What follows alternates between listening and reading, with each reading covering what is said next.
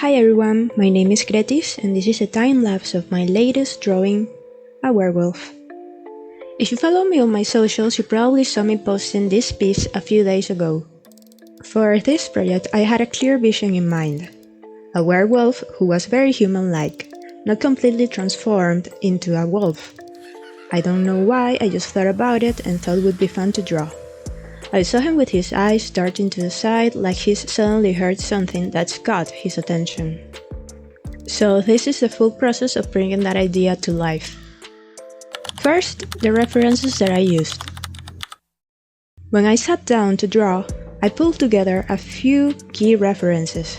First, the character that immediately came to mind was Rodrigo Santoro in Love Actually, which is of course a totally logical train of thought.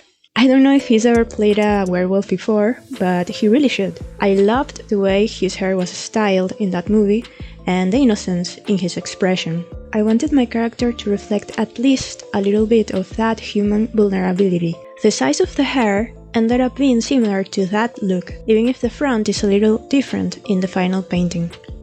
The second reference, I used it as a guide for the pose and the lighting. I really liked how half his body was in the light and the other in the shadows, and I exaggerated that a lot more in the piece. And the third one was this image that I picked because I thought this dude had interesting eyebrows and wanted to do something similar to give my character a bit more intensity. I later found out his name is Don Fry and he is a former mixed martial artist, wrestler and actor, which I just thought was cool to mention. I also looked a lot at a great 3D model on Sketchfab because I really liked the vibe and the pose was similar to what I was aiming for.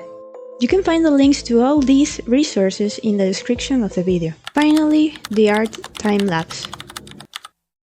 I use two painting software, Rebelle 7 Pro and Krita. I started this painting on Rebelle and I will let you know in the video when I switched to Krita. I don't like starting with white canvases, so I immediately changed the background color. In this case, I chose purple. It's easier on the eyes to not stare at a pure white screen for too long. It helps prevent eye strain. My goal with most of my drawings or paintings is to try to capture what I see in my mind as close as possible. That's the pursuit of every artist, I think, but it's always easier said than done. Using a reference while painting can help your mind rest a little, because you have a solid image to guide you. This ensures you don't lose the original idea you had at the beginning. It also helps prevent mental fatigue for constantly having to recall details. Crucially, references guide you on complex subjects, like body anatomy. Anatomy can be very difficult for the mind to visualize accurately, especially if you haven't yet built up the visual memory to do so. And even if you do have that visual memory, I think it's always beneficial to have a reference image handy. Anatomy is definitely an area I'm still learning about. I don't think you ever truly stop learning any subject, but I definitely need to practice it a lot more. The more I practice, the more I feel like I'm improving little by little. Still, I don't like the fact that I don't know absolutely everything about anatomy to stop me from drawing the ideas that come to mind. Art is supposed to be fun, and it's important to consistently try not to lose that enjoyment. Otherwise, it can become a chore and you might end up abandoning it. For this drawing, I actually had to look up how the trapezius locks onto the clavicle, the exact insertion point, because I wasn't clear on it. After researching it, I started to notice it more in every image and in other people's drawings. I've never really gave much thought to that before, so it just goes to show you that every project is helpful. It lets you know what you need to practice more and gives you a chance to learn new things. Lately, my painting process involves doing the sketch and then immediately starting to paint over it on the same layer. I then use other layers, like this one you're seeing right now, to add color variation to the face according to the skin color zones. There are a lot of cheat sheets online for this, but I particularly recommend the video on Proco where a metal Dory talks about how to paint different skin tones and add that color variation. It really helped me understand that a lot. I wanted to imply that the werewolf is in some sort of forest or wilderness, so I painted those 3 branches with a few leaves behind him, to establish the setting.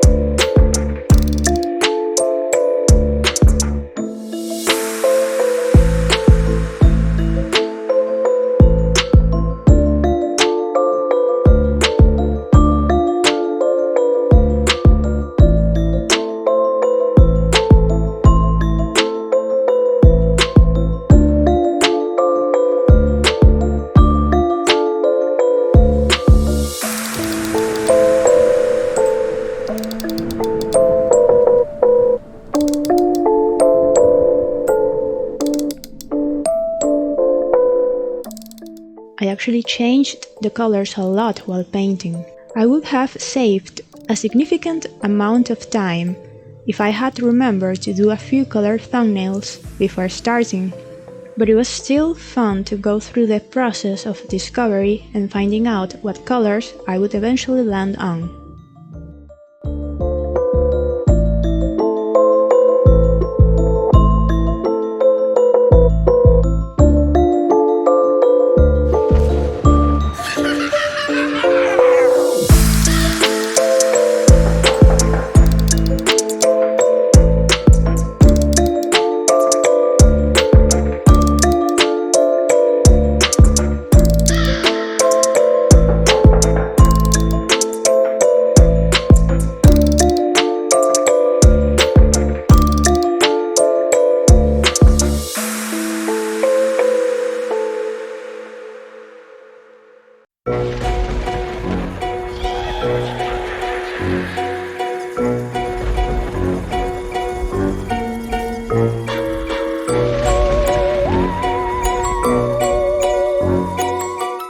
When I first added the vignette, that darkening of the edges to draw your attention to the center, I thought it looked a bit too digital. I spent a while trying to figure out how to make it better.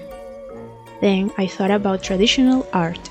Unless you have an airbrush, you have to create those types of shadows with brushes, and that often leaves interesting brush strokes on the canvas. And I really love how that looks.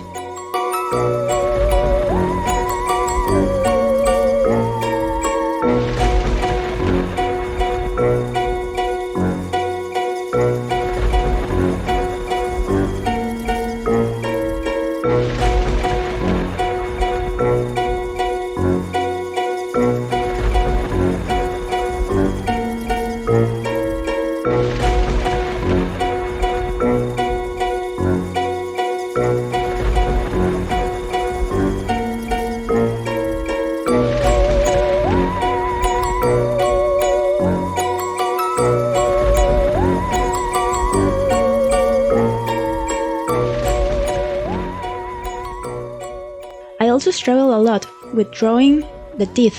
Since he's a werewolf, I had to think about how a human mouth would look with several wolf fangs. After redrawing them a bunch of times, I finally got to a result I was happy with.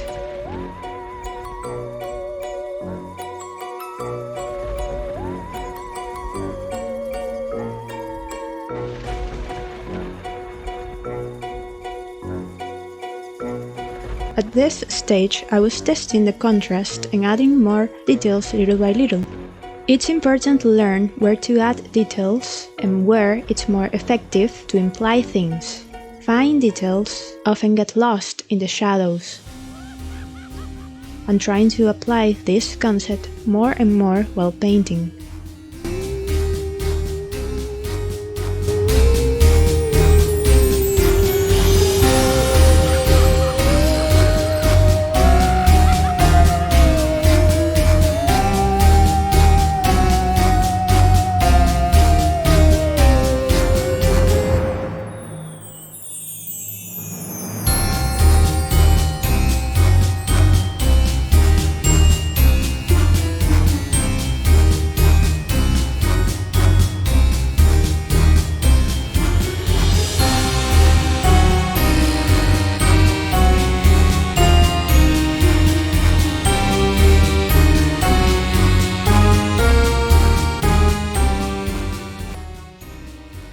I moved to Krita to make some final tweaks. I mainly adjusted the colors, the contrast, and added a little bit of chromatic aberration, and then went back to Rebelle to add some final small details.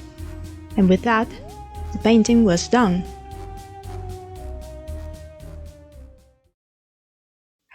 I've always been self-taught. Of course, there are incredible online resources and artists I look up to, but by self-taught, I mean I haven't had a particular teacher or mentor critiquing my work. So, if you have any recommendations or constructive criticism, I will always appreciate it. Leave a comment down below. And if you want to see more content like this, or just want to support a trying artist, please hit that like and subscribe button. Have a nice day and adios!